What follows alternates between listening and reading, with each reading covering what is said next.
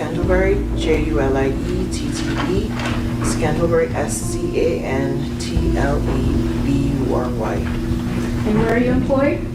At University of Tennessee, at a West Tennessee Regional Forensic Center. And what's your position? I'm an assistant medical examiner. The investigator will give us some information, and the information we get from the investigator determine what type of autopsy we need to do. And if they're determined a full autopsy needs to be performed, we might need x-rays, we do that first. Someone will help take all the clothing off, if there are any, take necessary pictures, necessary measurements. Dr. Scantlebury, I want to ask you about a specific autopsy. Did you perform an autopsy for an Adolf Thornton Jr.? I did. And do you recall when this autopsy was performed? Yes. When was it? November 18th, 2021. Okay. And during the course of conducting this autopsy, did you also take pictures of Mr. Thornton's body? Pictures were taken.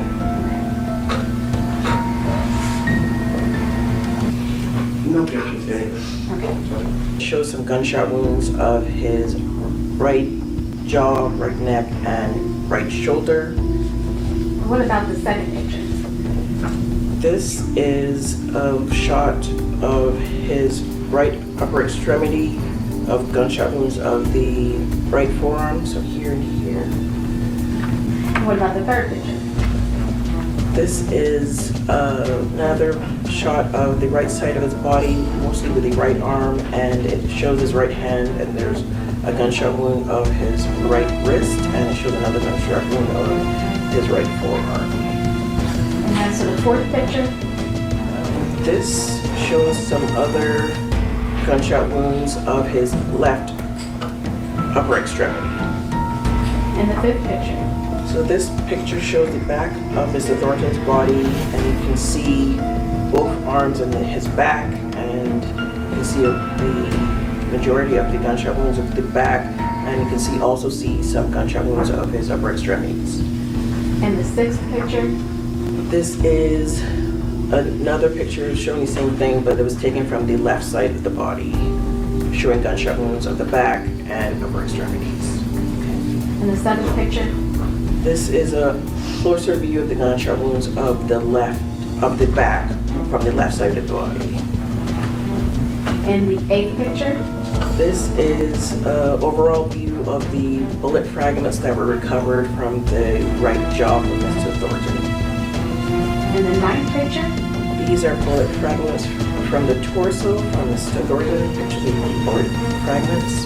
And the 10th photo? This is shows a picture of the remote bullet from the left thigh. And the 11th? This is a remote bullet from the right lobe of the liver. And the 12th? This is a bullet core fragment from the right chest. The 13th? This is a bullet from the lower mid-back. The 14th? And this is a remote bullet from the right buttock. Your Honor, we'd like to have these photos of the autopsy entered.